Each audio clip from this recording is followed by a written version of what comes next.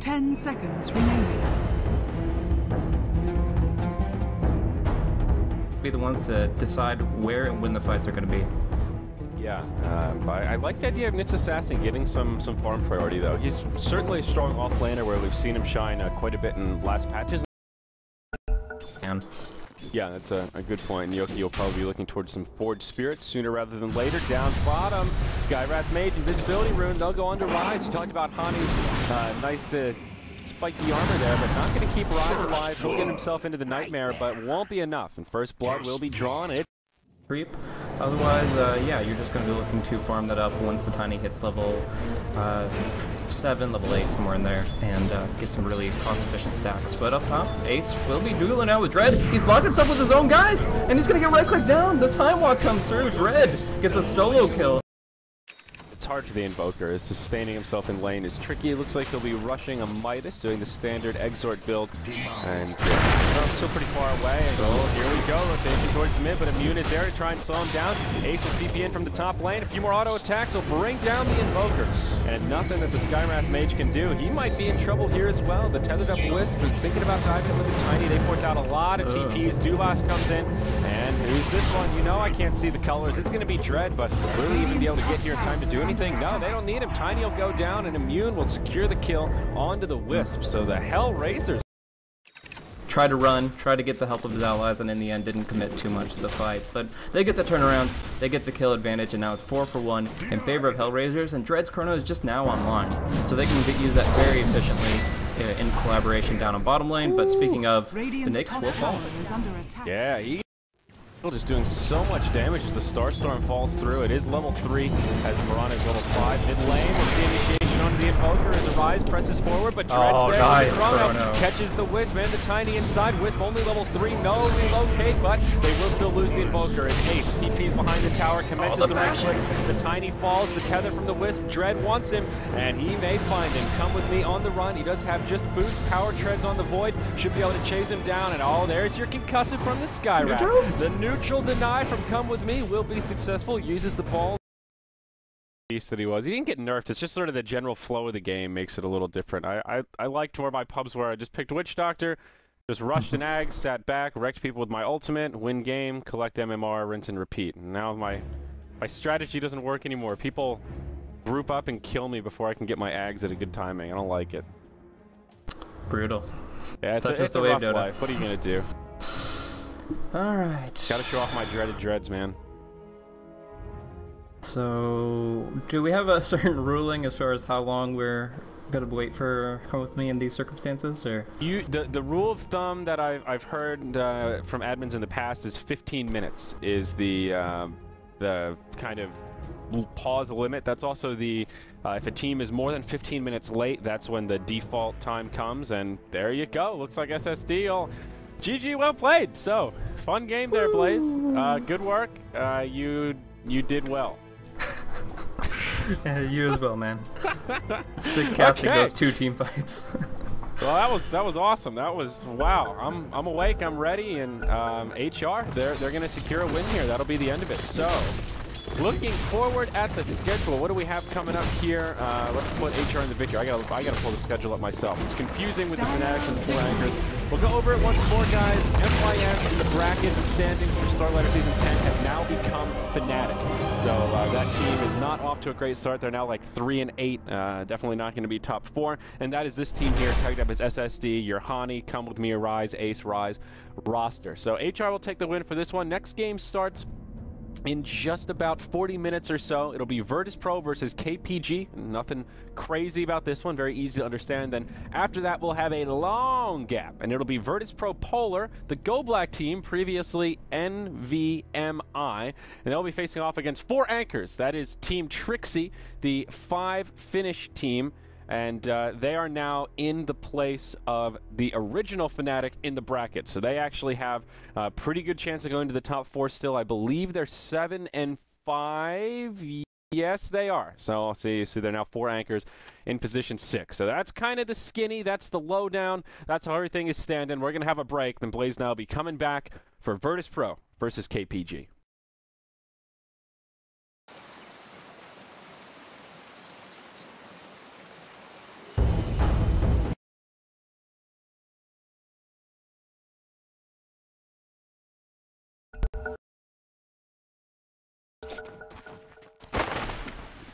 Doesn't see him coming with the smoke, and as long as they can see, once they see the troll, once they catch vision of him, John's going to make his move, and he is pretty much dead already.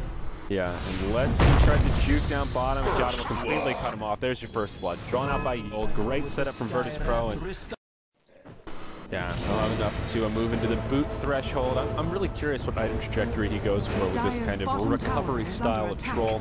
Part of his presence here, though, is just the ultimate. Get that battle trance so that they can have that combo with Medusa. So experience will be the name of the game. In the bottom lane, Arts does secure the first tower. Does have a couple bottle sips left to sustain in the lane. It's fine as he comes back and actually is hungry for a little bit more. Ogre will have a Fire Blast cooling down, and G maybe biting off more than he can chew here. No press the attack available. One more Crypt Swarm and falls short. And G will survive. F1NJ had it. That's the force snap is there, but a beautiful setup is now the troll and the dazzle get finished off the victory for G. They'll lose their Skywrath mage. Now Medusa coming into clean house. G taking a lot of damage, will go down. Johnham stuck inside of the Yule. It's a 2 for 3 the other way, a triple kill. 4 racks in the enemy base, and they're fishing them to keep them in. If they can't get the trade, then this is an overall win for Virtus.Pro despite their losses at home. Arts is the one to go back. Dazzle gets finished off by the Mystic Flare from Yol. Now he'll get isolated, but the rest of Virtus.Pro will follow up. They'll keep him alive. Gorak gets taken down, and Virtus.Pro will repel. Have the damage, they'll bring him down, and it will be Virtus.Pro to make the hold. I've lost track of the rapier once more. It's the Centaur. He's got the bonus damage. KPG completely repelled, and Virtus.Pro, where do they go from here? They'll find PSM, they'll lock him down, he will fall.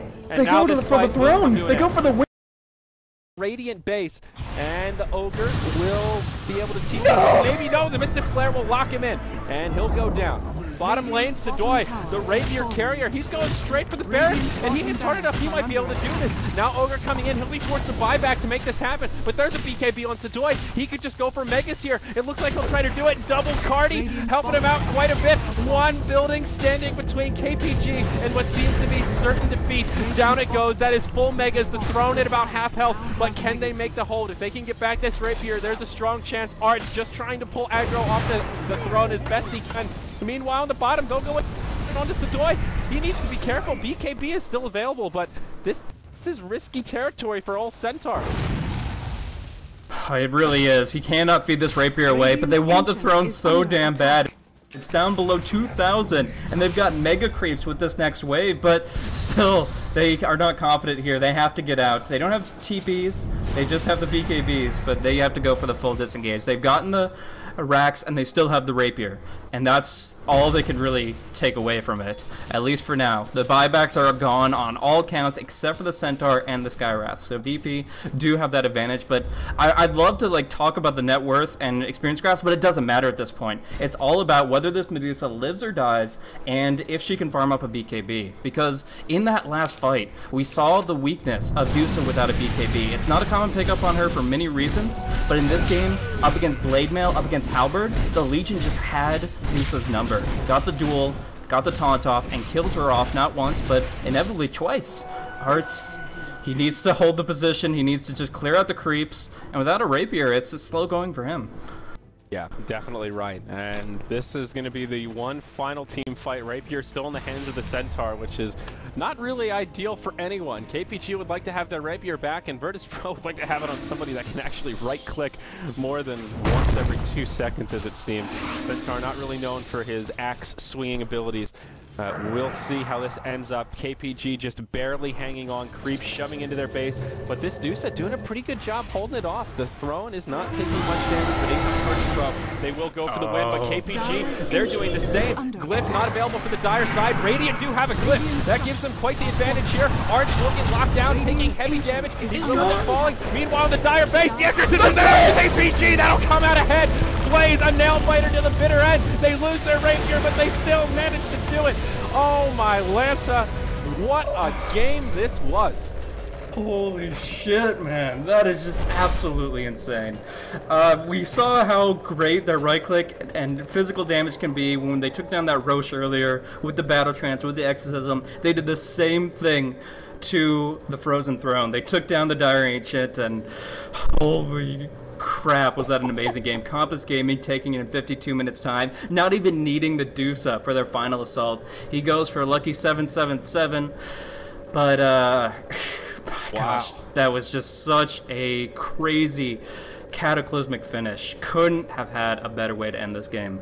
Yeah, I certainly couldn't agree more with that one. So, guys, we will have a pretty long break here. There's a good, what is it, an hour and a half gap, I think, until our next game starts. It will be Virtus.Pro Polar, the Go Black team, versus 4 Anchors, kind of the ex-Fnatic, now the 5 Finns, the Trixie team. So we'll have a break. We'll get to calm down. We'll get to simmer a little bit, Blaze, get a little bit of lunch in our bellies, and come back for our final game of the day.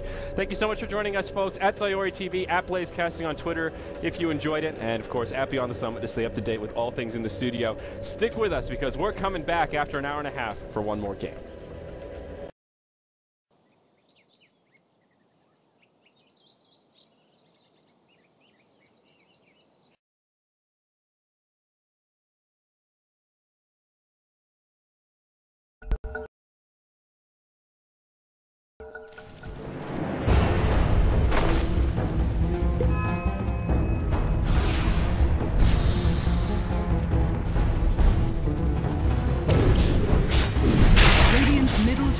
Under attack. I do not kill you lightly.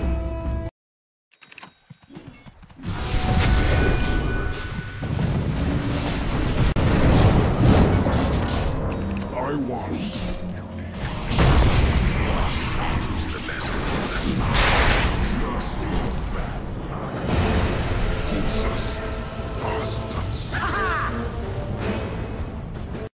Ends up being kill. Finally, Go Black joining the party. He's not yet level 6. Will get caught inside of the chains. They lose their puck, but down goes the Venomancer. Lil will also fall as Boogie able to bring him down and finish him off. Go Black will take a lot of damage here, but once Jerax will find the pure damage charge to make sure he goes down. And it is Virtus.Pro Polar that are coming out okay in the end. Oh, Matumba Man gets a cleanup kill as the Spear from Go Black will keep Illidan alive, but it will cost him his life. And once more, the Anchor's in good shape here. It's a huge rotation, but so far they're coming out ahead. Doom onto Scandal. He'll move around in the trees, make some spaces. DK Phobos TP's in. Dream Coil on 2. Scandal will survive the duration of the Doom if he doesn't take any more damage. Cliff comes down on the tower as the Anchors go to finish it off. Doom will look for the last hit, but gets taken down. Scandal skewers forward, has an RP, brings Boogie back around the other side. Again, costs him his life, but will secure the take the fight at the beginning of it. The rest of the Anchors on the defensive, but Go Black, he's not done yet. He'll charge forward, goes on to Boogie. Illidan is still there, laying in the right clicks. It's a double kill now for the Medusa. Volix comes in, has the whole bit of now beautiful RP from Scandal. Locks him in place, down goes the Doom. Matumba Man in trouble.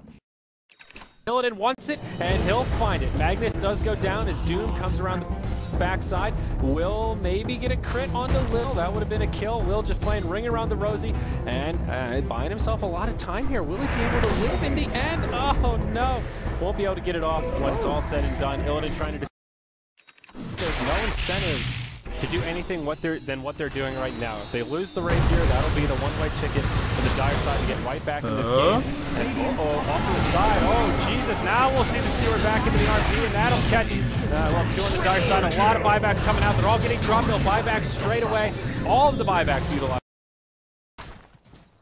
Oh, I mean, right now, Roche getting Aegis on Medusa, perhaps, is going to be, like, the game breaker guaranteed. But, yeah, I definitely agree. If they wanted, like, one lane of racks, they definitely could. Now that they're already broken through backdoor protection and already gotten on the high ground, so that the cleave isn't as big of a threat from the Ember Spirit. But safe play, as always. They definitely have no reason to take risks in this game. And they're going to play it just as clean as can be, getting the Cheese and Aegis up.